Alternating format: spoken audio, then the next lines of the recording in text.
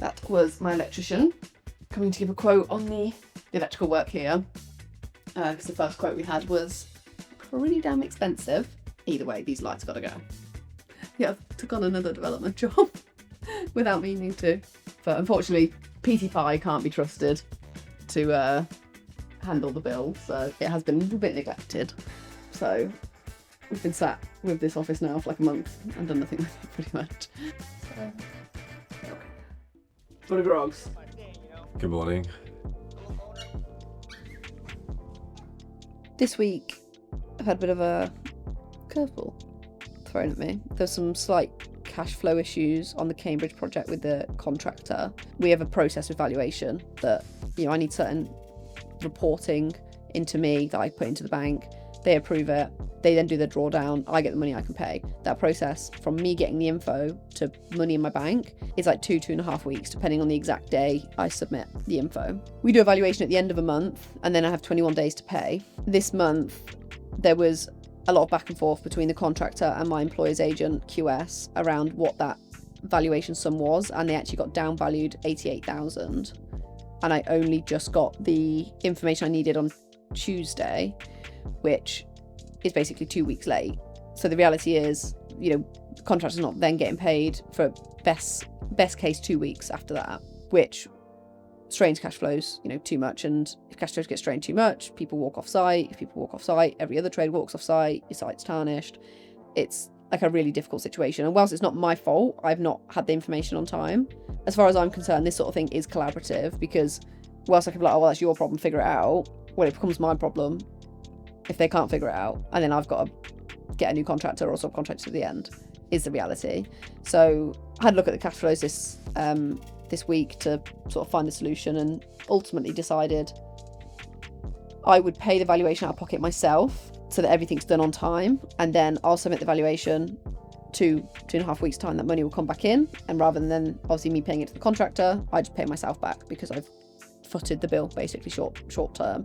And when I say the bill, we're talking like 119,000. It's not insignificant sums when it's thrown at you sort of last minute as a problem that could then shake your site. So yeah, it's been a bit hands on deck this week to just figure that situation out, but we've got it sorted it, and yeah, we're very near completion on this site now, so hopefully that's our only little issue. Yeah, all resolved now.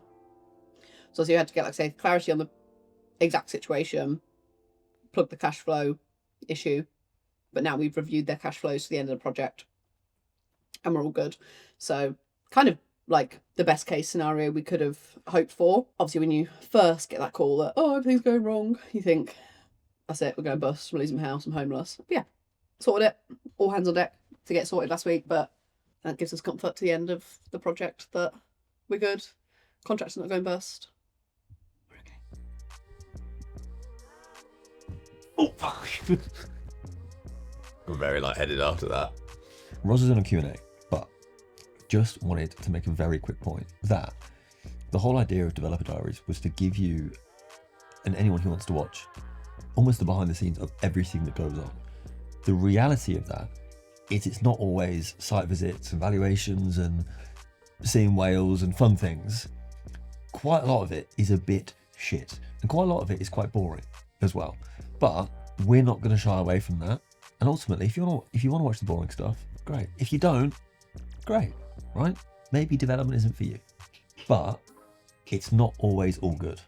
It's very rarely all good. And anyone that tells you otherwise in any sort of business, development or anything else is lying to you. Last week was probably one of the most testing weeks that we've had, especially Rosie, and stressful weeks. But you keep going and you get through it. That's it. But not everything is always going to be super exciting, but that is just the reality. That is the reality of our life. We spend 10 hours a day at a desk most of the time, and that's it. So one of those weeks, hopefully next week will be more fun. No promises, and we keep going. So is this a titling question, Craig? Yeah, that's the one, yeah. Yeah, so what in particular is it that you'd like me to have a look at? Just a couple of things regarding it. So my first thoughts were on access. Yeah, so I think the fact that it's existing brownfield, although the access isn't ideal in the sense that the roads are narrow, because we'd be going for something of relatively low density on this scheme because, it's not a huge brownfield site. Essentially, it's the argument that the commercial use would have a higher vehicle usage than the residential. Therefore, the residential is the improved of the two. They then established that new access road as kind of an acceptable access point for the commercial. Yeah, we'll get an update with you in the next few days. We'll maybe onboard everyone over the weekend and I'll do a video explaining the workflows and everything. But yeah, have a lovely weekend, guys, and I will see you all next week. That was my deal review. So deal review is a call we do with the BuildUp students every other week, essentially for them to bring their deals live to me to have a look at. Could be to comment on the design, the planning angle, the appraisal, finance offers they get if and when they're at that stage, like anything deal related. Yeah, so at the end of that deal review call, we had someone sort of say, oh, I've put in a deal for review and I've not had a response in this time, etc. And I just said, obviously, I'll have the team look at that, see what's gone on, because they're like, and this is something I'm very aware of, BuildUp since our launch has been very successful, which is obviously great, but very quickly that put a strain on, I guess, like the team, but also it highlights if there's a lack of like good ops in place in a business. And I'm a big believer that if you've got a good business, like a good product, launching it's easy, keeping demand is relatively easy. Where those businesses fail is really from some sort of like ops or management perspective, be that like cash flow management, systems and processes, or team management, that essentially the fulfillment falls through the cracks. And that's something I never want to happen with BuildUp. So it's something that we're really kind of aware of right now. So we're doing a few things. One, we're in the process of hiring 3 new staff on the fulfillment side. So a planning consultant to help with deal reviews and obviously just generally managing the deals and the joint ventures, an architectural technician to help with turning around like drawings and appraising sites, and a general development sort of, I guess you call them like a development manager, who can help Anthony, almost like an assistant to Anthony, but with specialist development knowledge. So when, we need to get quotes, chase lawyers, hop on simple meetings, they can do that instead of Anthony. So we're hiring on the fulfillment side. We're in the process of building a bespoke, call it software platform. I'm not sure exactly the IT technical term, but called Nexus, Pete named it, which is essentially a portal thing where the clients could submit their initial review for planning viability, appraisal viability, and formal like JV submissions. But importantly, it's very clear and there's a clear workflow, because we've got some people messaging on school, we've got some people who've got email addresses, we've got some people who are DMing on school, but then they're saying, oh, something's not being responded to, but it's not going through the right channels. Nexus makes that completely clear and transparent, and they can see exactly who's doing what, and we know exactly who needs to do what at any given moment. And then I'm just about to hop on a call now with Peter, with a chap called Trevor, who I guess you'd call him as he's like an executive coach, because I said to Pete, like, we're at the point where we could do with almost like a a lot of companies hire like a non-exec to work for them, which is essentially someone that's like been there, done it, who can advise the business leaders on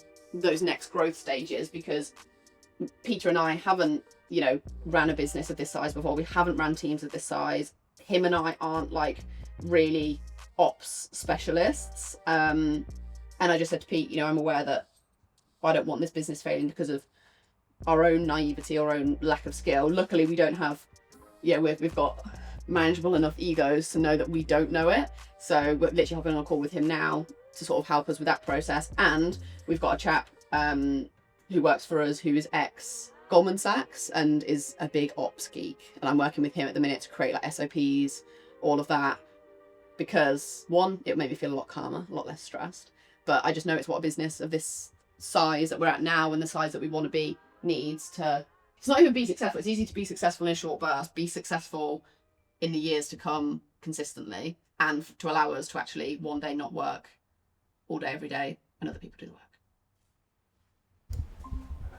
Hello. Morning. Morning. Good morning, Rosie. Good morning, Peter. Good morning, Nikki. How are you?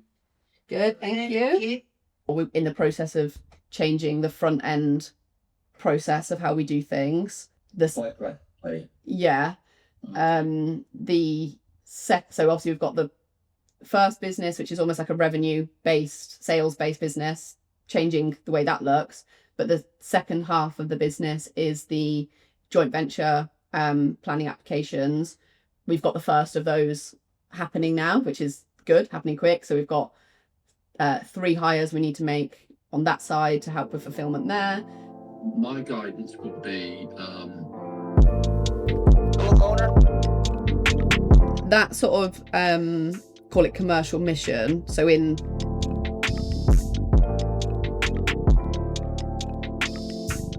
then yeah, I need to get the job adverts up today. I will. You and Pete agree on a lot, which is good, isn't it? We do. We've got a very similar, like, just way of thinking about life and everything. Makes things easier when you're running a business together. We've very much been sort of saving a lot of the money because obviously big thing with BuildUp is we will fund planning applications. Now, I've always said with this business, you can't self-fund that because of the delay in getting planning, you spend a lot of money before money comes back in. So even if there's great profit, you've got to get there.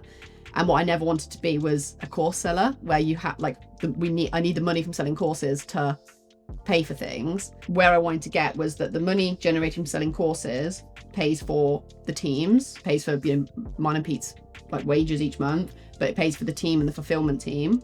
So that's obviously what the goal is there, and that there'd be an external funding line for the planning and ultimately the build out phases that we'll fund for the clients. That comes in Feb for us. So we're now in November. So Feb next year, we have the funding line coming in. So like we're Gucci for money. But obviously we've got to get from now until then. And we've just paid like a 300 and something thousand pound VAT bill. And we've invested in a couple of things, particularly a deal. We've put in 63 grand last week on top of 70 grand we'd already put in. And then we've obviously got the sites that we are funding. Like we'll probably between now and Feb maybe have like 70 grand worth of planning costs to outlay. Plus we've got the office we want to refurb.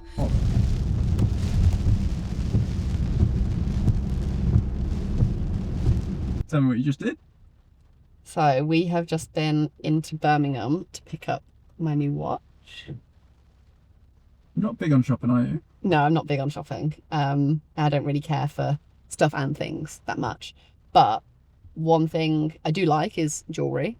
I'm not really much, some people are like watch people. I'm not really a watch person, but I have always wanted like a watch you can wear every day. And I don't like the idea of like a really in your face something, hence little leather strap moment. One thing I've done, call it in my career, like I don't really drive, like I know the old girl here, she's a 14 plate car she's in palliative care according to Range Rover with her mileage. Like I'm not fussed about driving, I don't know, like a Ferrari or doing all these silly things. But the one thing I have done is get like a specific thing for big accomplishments. So I have a Cartier ring here that my old business partner actually got me when we launched Property Development Mastery years ago, which was my first like education product. 5, 6, however long, 6 years ago, we did that. So that like symbolizes that business. I have this ring, which I bought for myself to symbolize the Cambridge deal. And then this watch for me is to symbolize BuildUp. And yeah, I'll just keep them literally forever. I don't know, for me, that's like just a really sentimental thing of like, this celebrates this moment in my career. Whereas like, okay, I could get a car, but you'll probably keep it for 2 years and get rid of it. And I just don't care for that. Whereas, yeah, for me, something that I'll keep forever and wear every day is really special. So yeah, I've been like toying with the idea of getting it for ages and finally bit the bullet and got it for myself and I love it. I've actually got more medals now that I need to add to my thing. Show the medals. I've got more now. I can't lay them on too thick, otherwise, don't want to show off. Well, go on. What's up, player? So tonight we are doing a workshop, our final free training of the year. We weren't planning on doing it after the bootcamp, but the biggest thing we get asked every single day is how do I find sites? I can't find any sites on Rightmove.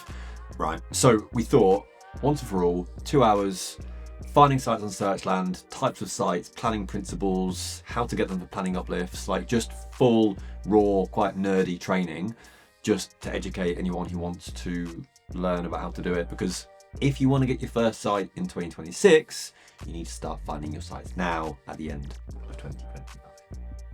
Good evening. Welcome to everyone to our BuildUp Finding Sites workshop. We said it before, it's the biggest question we get every single day, every single email is about how to find their first site. So what we thought we would do is we would just put on a free 2-hour live training on exactly how you find off-market sites using Searchland. For everybody watching, there's about 300 people now, which is amazing. For everybody watching, what is the most important skill or the biggest thing to take out this evening? If you could tell them one thing to go away and do or remember, what would it be? That is, I suppose, like the different exit strategies that are available in development. But the biggest thing to learn is probably the skill of finding sites, because it doesn't matter how good you are at appraising sites or raising finance or even construction. If you can't find the deal to do those things on to begin with, you might as well, although those skills are equally important because of the fact you need a site first, I think, locking in that skill unlocks the rest of the pipeline. We want to show you just how easy it is to find off-market sites. So Rosie is going to go on Searchland, and then we are going to pick at random some of the postcodes that you post, and she's going to go and find sites in that area. But just to show you, I'll turn it on and then I'll turn it off again to get through some, and I'll turn it on again. I forgot how many there are. Are you ready, Rosie? Yeah. Let's go with Tom's DN21 5DJ. Okay, so we are straight away in a more rural location. Thank you, everyone. Have a good night. That was bloody good. That was actually really good. And her brain was fried. What a woman. Unbelievable. Just finished our Finding Sites workshop. It is 9:20. Just about to send out an email for anyone who wants to book in a call and speak with us about being a BuildUp member, recap the event really, people can reply to it, answer a lot of questions, etc, etc. Like we had, I think 416 people attend, considering we spoke about it 5 days ago. No ads, that's just Instagram, 2 emails. It's cool. Watching her do that always makes me feel incredibly proud. And proud as a business and business partner, but also proud as a friend. She is just so good at what she does. And if you had any idea the type of day that she had to then drive home, get home at 6:45, jump on with me, and then present and teach for 2 hours, you would have no idea. It's unbelievable. So this period is a transition period. We're almost going from BuildUp V1 to BuildUp V2. Anybody that runs a business knows that cash flow is the most important thing in the world, right? That's no different to our business. One of the differences in our business is that we heavily reinvest back into it. And also, we use that money, BuildUp money, to invest into more deals. If someone comes with a deal and it's good, we're going to go out and do it. The 130 grand that we invested into the Tunstall Road deal, so for a 35% profit share, I think we made the decision in about 2 days. From him saying, here's a deal, to us going, here's 130 grand. It was 2 days. And that, for most businesses, you're not able to go out and do that. So I think that we're comfortable as a business, and we're in a very fortunate position as a result of that, and the funding line helps that. We are putting so much money into deals that will come off in 12 months, 18 months, 2 years. And you just got to get there. Because when you get there in 2 years' time, you've got more deals in the pipeline for 12 months down the line or 6 months, and it speeds up and it speeds up. And that's the idea of what we're doing now. Everything we're doing now about reinvesting back into BuildUp is not about making money. It's to create an environment and an ecosystem where our BuildUp members can find deals, we can do them together, so that in 12 months' time, 24 months' time, 36 months, 5 years, 10 years, we have a pipeline of 10 deals a year or 20 deals a year, and it goes up and up and up. That is why we have done it. Not offering BuildUp membership is a bit weird. especially for what I do, but it's for the greater good. That's the plan.